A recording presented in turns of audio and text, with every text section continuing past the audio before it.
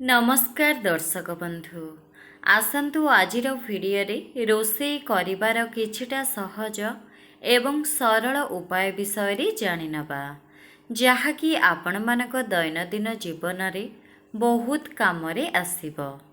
1 number रांधिबा किंबा खाइबा गरम करिबा समय रे चौड़ा मुह थिबा बासनर व्यवहार करिबा द्वारा तेल किंबा खाद्य शीघ्र गरम होई थाए।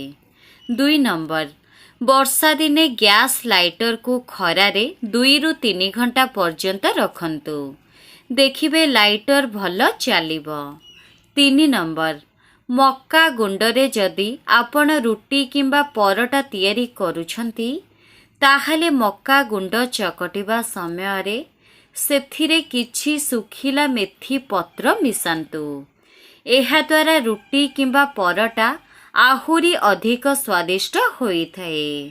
4 नंबर बळका रही जाइथिबा भात को आपण न फोपाड़ी सेथिरे किछि दही, कटा कंचा लंका, कटा पियाज, कटा धनिया पत्र, बेसन एवं स्वाद अनुଯାयी लूण मिसाई पकुड़ी प्रस्तुत करंतु एवं सेही पकुड़ी रे चाट मसला छिंचिकी खांतु, देखिबे पकुड़ीर स्वाद आहुरी 2 गुण अधिक बढ़ीजिब।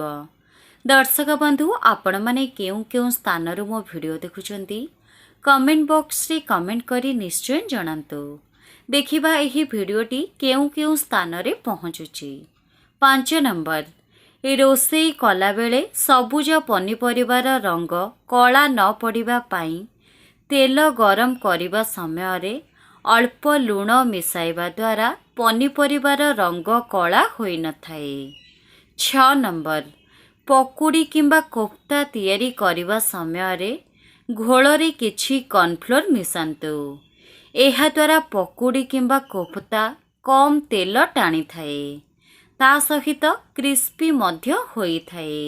7 नंबर फल मिसा क्षीर तैयारी करिबा समय रे क्षीर रे 1 चमच कॉर्नफ्लोर एवं चाउल गुंड मिसाइबा द्वारा क्षीर फाटी न थाए, ता सहित क्षीर स्वादिष्ट मध्य होई थाए। 8 नंबर पूरी को अधिक स्वादिष्ट करिबा पई हेले अटारे किछि बेसन एवं सुजी मिसाइबा द्वारा पूरी एकदम स्वादिष्ट होई थाए।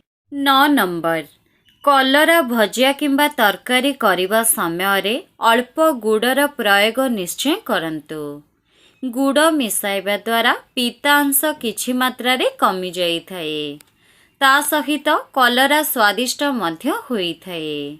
10 नंबर दही जमाइबा समय रे क्षीर रे 1 रु 2 चमच लेंबू रस मिसांतु, एपरी कले दही भल भाबरे जमी थाए। 11 नंबर चाउल पांपड़ तैयारी करिबा समय रे चाउल गुंड रे किछि चना डालीर गुंड मिसाइबा द्वारा पांपड़ बहुत पतला होई थाए। 12 नंबर फूलकोबी जदि बास्ना हेउ थाए ताहाले रोषेई कला समय रे सेथिरे किछि अदा रसुण पेस्ट मिसांतु, एपरी करिबा द्वारा फूलकोबीर बास्ना दूर होई थाए, ता सहित फूलकोबी स्वादिष्ट मध्य होई थाए। दर्शक बंधु चैनल रे नुआ थिले चैनल टी को सब्सक्राइब करि दियंतु एवं वीडियो टी को लाइक कर दियंतु।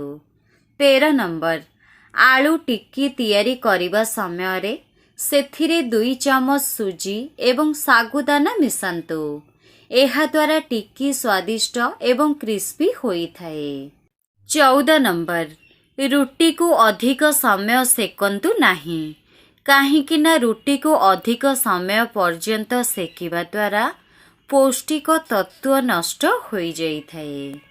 15 नंबर सकाळु उठिकी खाली पेटरे पानी रे अदा छेचा एवं किछि लेंबू रस मिसाई गरम करी उषुम उषुम पियंतु, एहा द्वारा मोटापा अति शीघ्र कमी जाई थाए। 16 नंबर सबुबेले तंभा बासन रे पानी पीबा पई चेष्टा करंतु, तंभा बासन रे पानी पीबा द्वारा पेट समस्या, एसिडिटी, गैस समस्या ତା ସହିତ ଚୁଟି ଝଡ଼ିବା ସମସ୍ୟା ମଧ୍ୟ ଶୀଘ୍ର ବନ୍ଦ ହୋଇଥାଏ। 17 ନମ୍ବର, ପ୍ରତିଦିନ 2ରୁ 3ଟି ଖଜରା ଖାଇବା ଦ୍ୱାରା କମଜୋରି ଦୂର ହୋଇଥାଏ। ତା ସହିତ ଇମ୍ୟୁନିଟି ପାୱାର ମଧ୍ୟ ବଢ଼ିଥାଏ। 18 ନମ୍ବର, ଖାଲି ପେଟରେ ଅତ୍ୟଧିକ ଥଣ୍ଡା ପାଣି କିମ୍ବା ଫ୍ରିଜ୍ ପାଣି ପିଅନ୍ତୁ ନାହିଁ। ଏହାଦ୍ୱାରା ହାର୍ଟ ଆଟାକ୍ ସମସ୍ୟା ହୋଇଥାଏ। ଦର୍ଶକ ବନ୍ଧୁ, ଏହି ଭିଡ଼ିଓଟି ଯଦି ଆପଣମାନଙ୍କୁ ଭଲ ଲାଗେ କମେଣ୍ଟ ବକ୍ସରେ ଜୟ ଜଗନ୍ନାଥ ଜୟ ମା ଲକ୍ଷ୍ମୀ ଅବଶ୍ୟ ଲେଖନ୍ତୁ। ଦେଖିବେ ପ୍ରଭୁ ଜଗନ୍ନାଥ ଆପଣଙ୍କର ସବୁ ଦୁଃଖ ହରଣ କରିନେବେ। 19 ନମ୍ବର, ସୋରିଷ ତେଲରେ ପିଆଜ ରସ ମିଶାଇ ଲଗାଇବା ଦ୍ୱାରା ଚୁଟି ଶୀଘ୍ର ଧଳା ହୋଇନଥାଏ। 20 ନମ୍ବର, କୋଫ୍ତା ତିଆରି କରିବା ସମୟରେ ସେଥିରେ ବ୍ରେଡ୍କୁ ଗ୍ରାଇଣ୍ଡିଂ କରି ମିଶାନ୍ତୁ। ଏହାଦ୍ୱାରା କୋଫ୍ତା ନରମ ହୋଇଥାଏ ଏବଂ ଖାଇବାକୁ ଅଧିକ ସ୍ୱାଦିଷ୍ଟ ମଧ୍ୟ ହୋଇଥାଏ।